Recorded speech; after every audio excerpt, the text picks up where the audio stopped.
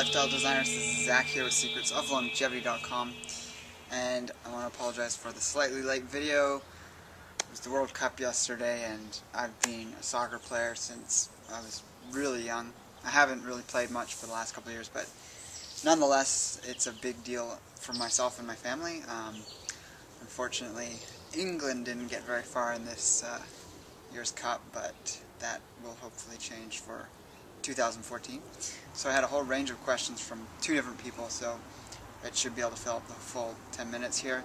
First one's from Jimmy Devine, and he's asking what I eat in terms of being an example for what he could eat, or what someone just getting into a lifestyle like this could eat, or what kinds of things to focus on to begin incorporating sort of a lifestyle or diet that the aim or goal is to promote longevity. And some foods I could go into would be the really basic ones to start moving towards plant-based foods. Obviously, sprouting is definitely number one on my list to be able to start doing. So that's jar sprouting is the easiest. Then, if you can get into it, the soil sprouting with under lamps. Growing your own vegetables is great too. I personally don't grow any of my own vegetables at this time, but getting out to farmers markets, getting local produce that's fresh, obviously. And then you can get into things like soaking oats, not cooking them. If you can handle oat groats or steel-cut oats, that's great. Very high in silicon and other minerals essential for building a healthy, strong body, hair, nails, etc. In terms of staples, my staples are things like oats, like I mentioned.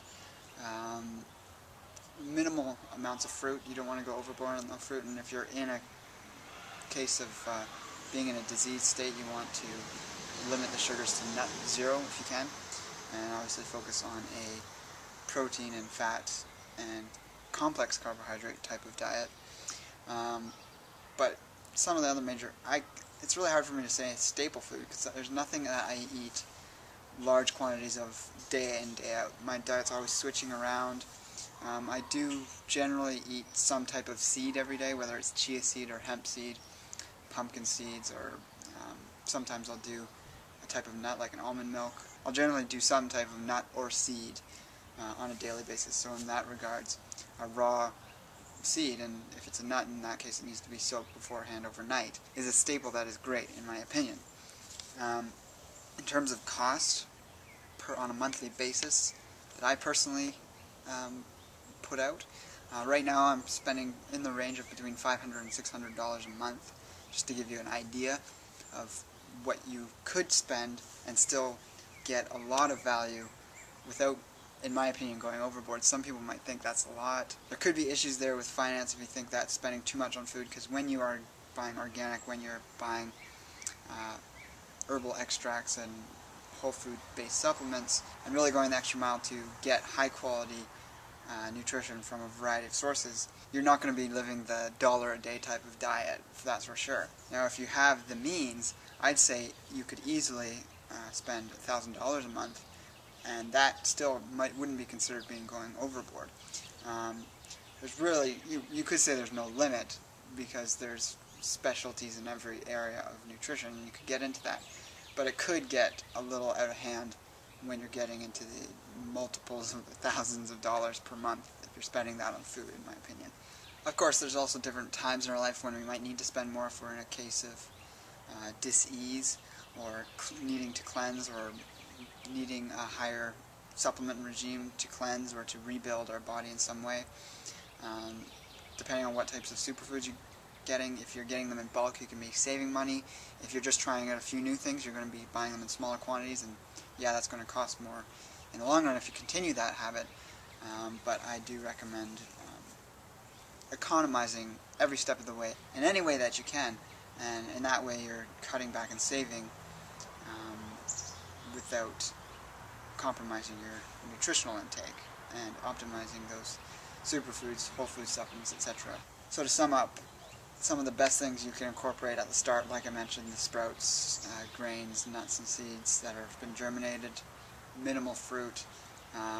Definitely, if you want to look into superfoods, look at more cleansing foods if you're new to this. So things like Adia Clarity would be a great supplement to take, supplement superfood.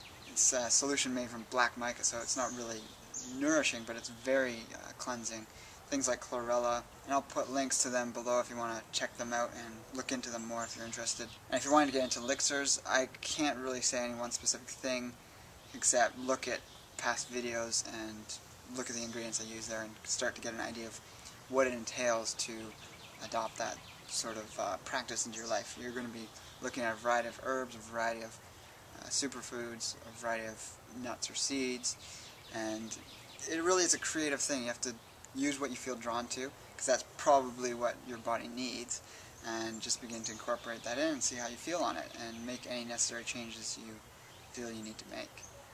Next question is from VAD7771, and he's asking about multivitamins, whether I take one or not, and I do have a bottle of whole food multivitamins in my cupboard. I don't take them every day. I have been slowly using them, one here or there, maybe 2 or 3 times a week at most.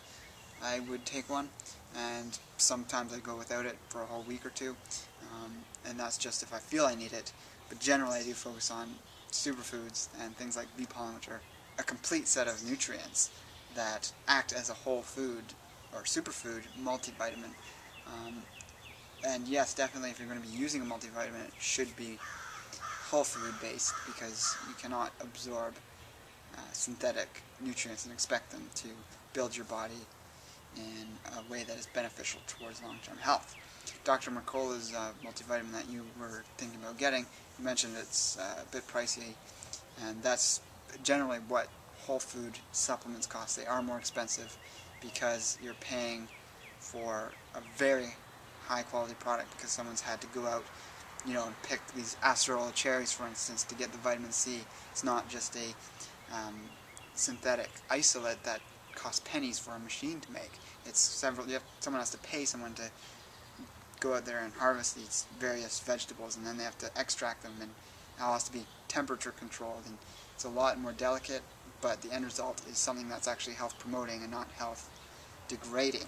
Because the other downside to synthetic supplements is that your immune system has to remove them, and this has been measured by the Parker's Health Institute and many other people, that synthetic supplements actually trigger an immune response where the body has to collect and remove these things from the body. So like I said, I personally don't think they're necessary. If you have one around, it's just another tool to use in cases when you feel drawn to use it. It doesn't hurt to use it every day, because they're natural nutrients, whole food, the body's just going to let go and flush out whatever's excess and that you don't need. So it definitely doesn't hurt to take it, and it is an insurance policy. However, bee pollen, clam-flake algae, chlorella, these are all very nutrient-dense foods that, in my opinion, are an insurance policy in their own right.